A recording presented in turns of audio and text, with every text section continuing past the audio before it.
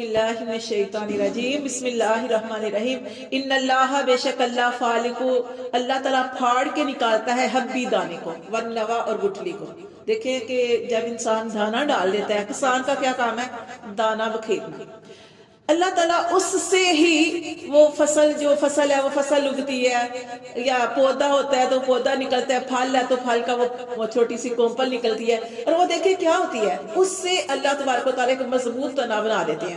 اللہ تعالیٰ کی ذات. اور وہ آتا ہے نا کہ کسان کا کام تو صرف بکھیر دینا ہے. اللہ تعالیٰ ہر دانے کے اوپر ایک فرشتے کو مقرر کرتے ہیں، اور وہ فرشتہ دانے کو سیدھا کرتے ہیں، اور تب وہ فصل اگتی ہے. یعنی کرنے والا کون ہے؟ اللہ تعالیٰ کی ذات.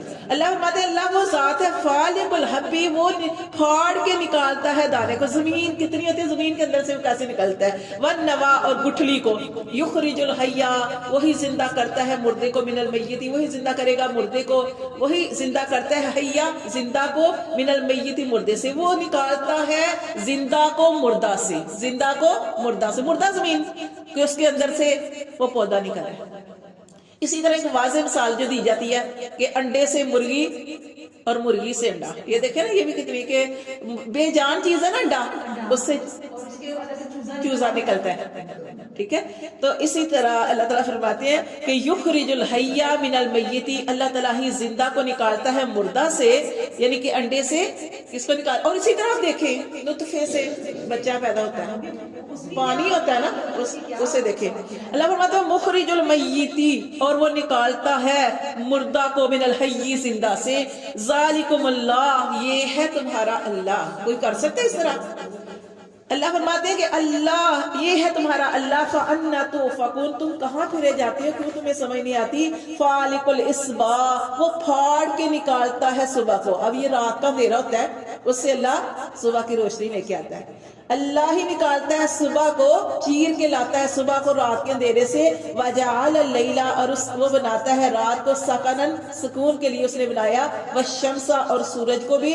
وَالْقَمَرَ، اور چاند اس نے بنایا. حُسْبَانًا، اندازے سے. اللہ فرماتے ہیں کہ اللہ تعالیٰ کی ذات وہ ہے جس نے رات تمہاری سکون کے لیے بنائی. وَالشَّمْسَ، اور سورج جو ہے دن کے لیے. وَالْقَمَرَ، اور چاند. حُسْبَانًا، یہ ساری چیزیں اللہ نے اندازہ رکھا. ٹھیک ہے نا. اب دیکھیں رات ہوتی ہے، پھر اللہ تعالیٰ سورج نکالتے ہیں، صبح ہوتی ہے.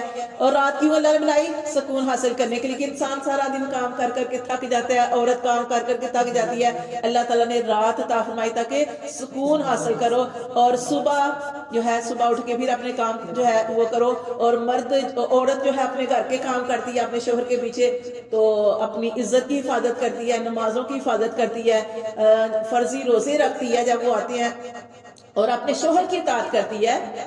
تو اس کے بارے میں نبی صلی اللہ علیہ وسلم نے ارشاد فرمایا کہ وہ عورت جنتی ہے. ٹھیک ہے. اسی طرح وہ مرد صبح اٹھ کے کیا کرتا ہے کہ اپنے روزگار کی تلاش کرتا ہے، اور اس کے ساتھ ساتھ نمازوں کی حفاظت کرتا ہے. ٹھیک ہے نا. جیسے کوئی بھی آپ کام کر رہے ہیں تو نماز ہو گئی ہے، اللہ اکبر، تو اپنے سارے کاموں کو چھوڑ کے نماز کی طرف آتا ہے، تو اللہ تبارک و تعالیٰ بہت زیادہ اجر فرماتے ہیں، رزق میں برکت بھی عطا فرماتے ہیں. یہ آزمائش ہوتی ہے. اس ٹائم آپ دیکھیں کہ کچھ دکاندار ایسے ہوتے ہیں کہ اسی ٹائم عورتیں زیادہ ہوتی ہیں، تو یہ آزمائش ہوتی ہے نا. اس ٹائم اس دکان کے اندر سے سارا کچھ چھوڑ کے کہ اذان ہو گئی ہے، میں نے نماز پڑھنی ہے، جانا. یہ بھی آزمائش ہوتی ہے ان کی. تو اللہ فرماتے ہیں کہ اللہ تعالیٰ نے یہ ساری چیزیں پیدا کی ہیں، رات بنائی ہے، سورج، چاند، ستارے، ساری چیزیں اندازے سے اللہ نے رکھی. ذالک تقدیر العزیز العلیم، یہ اندازہ ہے اس غالب علم والے کا، اس غالب یعنی اللہ تعالیٰ کا، علم والے کا، جو خوب جاننے والا ہے. واہ اللہ سے، اور اللہ تو وہ ذات ہے جعل، جس نے بنایا لکم النجوم، تمہارے لیے ستارے بنائے، لتہتدوا، تاکہ تم راہ پاؤ، بہا، ان کے ذریعے، فی ظلمات البر، خشکی کے اندھیروں میں، والبحر، اور تری کے اندھیروں میں. اللہ تعالیٰ نے کوئی بھی چیز جو ہے وہ ایسے ہی پیدا نہیں کی کہ ستاروں سے. آج کل تو وہ چیزیں نہیں ہیں، لوگ ستاروں سے ہی، یہ جیسے چاند نکلتا تھا، سورج نکلتا، سورج سے لوگ ٹائم کا پتہ کر لیتے ہیں. اب یہاں پہ سورج چلا گیا. آج کل تو گھڑیاں نا، پہلے لوگ یہ گھڑیاں نہیں تھی، پہلے یہی چیزیں ہوتی تھی جس سے اندازہ لگا لیتے تھے کہ اب یہ ٹائم ہوا ہے، اب یہ ٹائم ہوا ہے.